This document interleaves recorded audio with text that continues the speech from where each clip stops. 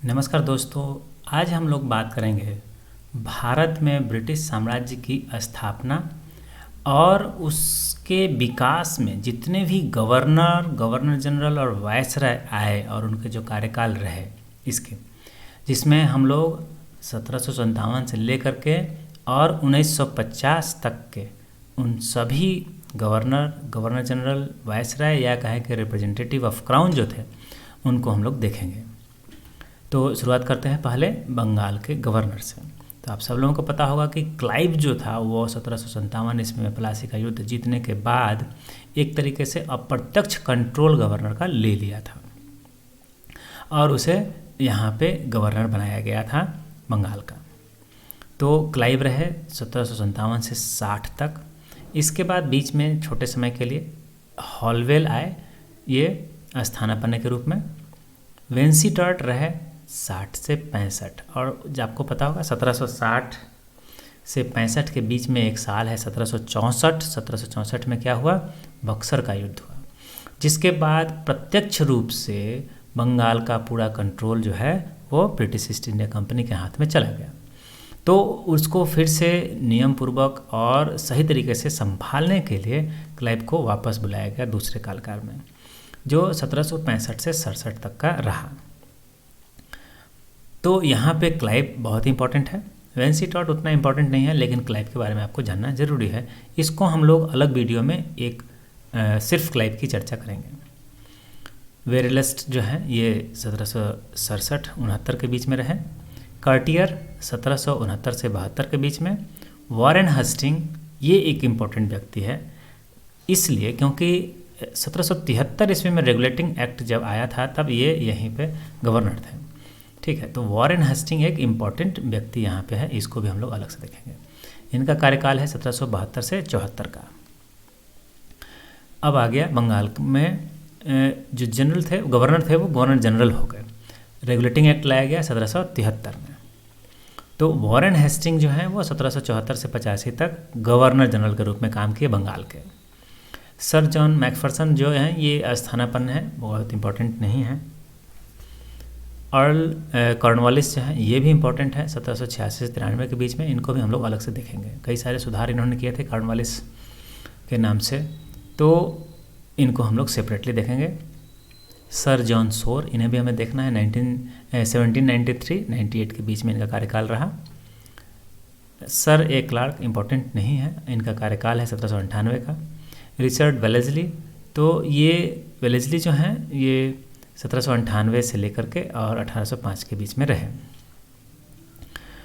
Marquis Cornwallis का दूसरा काल जो है वो 1805 का है। तो इस तरीके से हम लोग देख रहे हैं कि 1805 तक में इतने लोग आए। सर जॉन बार्लो इम्पोर्टेंट नहीं है ज़्यादा क्वेश्चन के हिसाब से। मिंटो ये इम्पोर्टेंट है, तो इन्हें भी देखेंगे 1807 से लेकर के 1813 तक। मार्क्विस ऑफ हेस्टिंग, तो ये हेस्टिंग जो है ये भी इम्पोर्टेंट है 1813 से 23। 1813 में इनके टाइम में रेगुलेटिंग एक्ट लाया गया था, तो वो उस हिसाब से भी इम्पोर्टेंट है। जॉन एडम्स स्थानापन्न है, ज़्यादा इम्पोर्टेंट नहीं। लॉर्ड एमहर्स्ट, इनको भी देखना जरूरी है, इनको भी हम लोग सेपरेटली देखेंगे। इनका कार्यकाल है 1823-1828। विलियम बटरवर्थ बेली, ये भी स्थानापन्न है 1828। लॉर्ड विलियम बेंटिक, ये भी इम्पोर्टेंट है 1828 से 33, इसलिए कि चार्टर एक्ट लाया गया 1833 में। अब यहाँ से 1833 के चार्टर एक्ट के अधीन जो गवर्नर जनरल बने वो भारत के गवर्नर जनरल कहे गए। ठीक है, उसमें पहले व्यक्ति जो हैं वो हैं बेंटिक, विलियम बेंटिक, 1833 से लेकर के 35 तक। अब यहाँ पे बंगाल के गवर्नर जनरल नहीं, भारत के गवर्नर जनरल के नाम से इन्हें जाना जाने लगा। सर चार्ल्स मैटकॉफ स्थानापन्न है, कोई खास इंपॉर्टेंस नहीं। अर्ल ऑफ ऑकलैंड, इन्हें भी सेपरेटली देखेंगे, इनका भी इम्पोर्टेंस है। अर्ल एलनबरा 1842 से 44, इनको भी सेपरेटली देखेंगे, इनके कुछ काम है उन्हें। विलियम विल्बर फोर्ड्स बर्ड 1844 में स्थानापन्न है, कोई खास इंपॉर्टेंस नहीं है। सर हेनरी हार्डिंग, इन्हें भी सेपरेटली देखेंगे 1844 से 48। अर्ल ऑफ डलहौजी बहुत इंपॉर्टेंट, सबसे अधिक साम्राज्य विस्तार करने वाला व्यक्ति डलहौजी था। तो इसे भी हम लोग सेपरेटली देखेंगे। लॉर्ड कैनिंग, ये भी इम्पोर्टेंट है, 1857 के म्यूटनी में ये गवर्नर जनरल रहे थे और 1858 में जब भारत का साम्राज्य ईस्ट इंडिया कंपनी से लेकर के ब्रिटिश संसद को दे दिया गया था।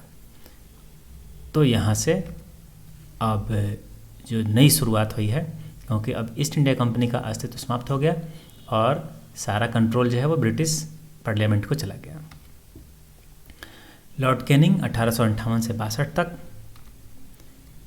लॉर्ड एल्गिन प्रथम 1862 से 63, सर रॉबर्ट नेपियर, कोई खास इम्पोर्टेंस नहीं, 63 में। उसके बाद टी डेनिसन, ये भी 1863, कोई खास इम्पोर्टेंस नहीं। सर्जन लॉरेंस, इनके भी कुछ काम है, इनको भी सेपरेटली देखेंगे, 1864 से 68। अर्ल ऑफ मेयो, मेयो के नाम से भी कई सारे कार्य हैं, इनको भी हम लोग अलग से देखेंगे, 1869-72। सर जॉन स्ट्रेची, कोई खास ज़्यादा इम्पोर्टेंस नहीं है, 1872। Lord Napier Merchistoun, 1872। Northbrook 1872 से 76, कुछ खास कार्य नहीं है लेकिन फिर भी कुछ काम है जिससे क्वेश्चंस बनते हैं, उनको देखेंगे अलग से। अर्ल लिटन, तो लिटन प्रथम जो हैं इनको भी हम लोग देखेंगे, कुछ काम है इनके जिनको सेपरेटली देखना जरूरी है। इनका कार्यकाल है 1876 से 80। मार्क्विस ऑफ रिपन, रिपन का भी काम इम्पोर्टेंट है, 1880 से 84, इनको भी हम लोग देखेंगे।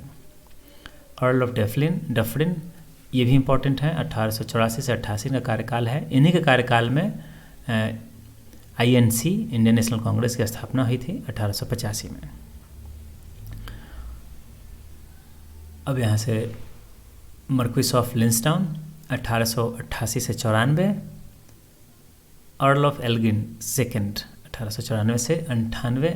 लॉर्ड कर्जन इम्पोर्टेंट व्यक्ति रहे हैं हमारे इतिहास के लिए, तो इनको भी हम लोग सेपरेटली देखेंगे। इनका कार्यकाल लगातार रहा है लंबे समय तक के लिए, 1899 से 4 यहाँ है और फिर ये पुनः वापस आ जाते हैं। लॉर्ड कर्जन 1904 से लेकर के 1905 के बीच में।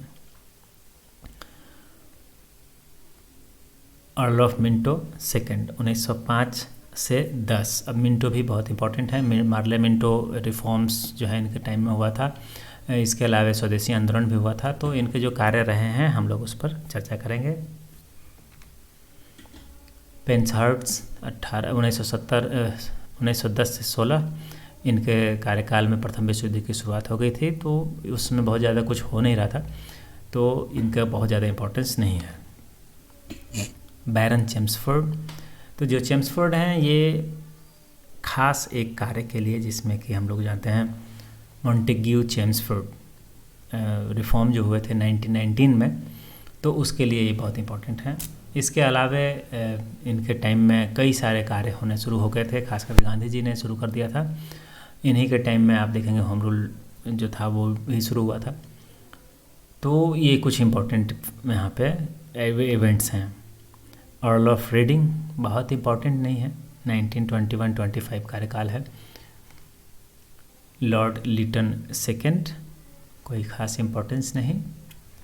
लॉर्ड इरविन, ये इम्पोर्टेंट है, आप देखेंगे जो गोलमेज सम्मेलन हो रहे थे, राउंड टेबल कॉन्फ्रेंस, तो उसके लिए ये बहुत इम्पोर्टेंट हो जाते हैं। 1926-31।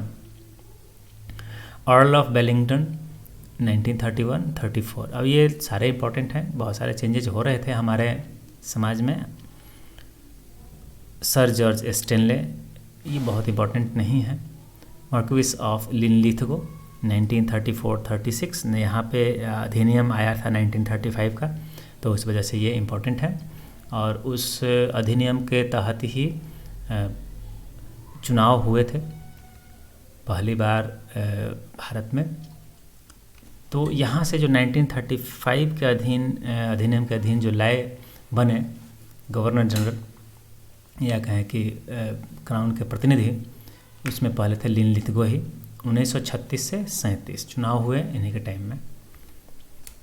बैरन ब्रेबर्न, कोई खास इम्पोर्टेंस नहीं, 1938 में आए। मैक्सवेल लिनलिथगो कंटिन्यू, फिर से आ गए 1938-43 तक। तो यहाँ पे कई सारे कार्य हो गए, क्योंकि दूसरा विश्व युद्ध भी शुरू हो गया और जो 1935 अधिनियम के तहत सरकारें बनी थी उन लोगों ने इस्तीफ़ा भी दे दिया था। तो कई सारे इम्पोर्टेंट इवेंट्स हुए इनके कार्यकाल में। लॉर्ड बेवल बहुत इम्पोर्टेंट, बेवल योजना, ठीक है। तो 1943-47 इनका कार्यकाल है। और लॉर्ड माउंटबेटन बहुत इम्पोर्टेंट, 1947-48 आज़ादी के समय में हमारे यहाँ गवर्नर जनरल के रूप में यही लॉर्ड माउंटबेटन ही थे, जो कि अंतिम ब्रिटिश गवर्नर जनरल थे। इसके बाद हमारे हिंदुस्तानी गवर्नर जनरल बने चक्रवर्ती राजगोपालाचारी। तो इस जगह पे क्वेश्चन जो हैं इस तरह से बन जाते हैं कभी कभी कि अंतिम गवर्नर जनरल कौन थे, तो चक्रवर्ती राजगोपालाचारी होंगे। और अगर पूछा जाए कि अंतिम ब्रिटिश गवर्नर जनरल कौन थे, तो वो लॉर्ड माउंटबेटन।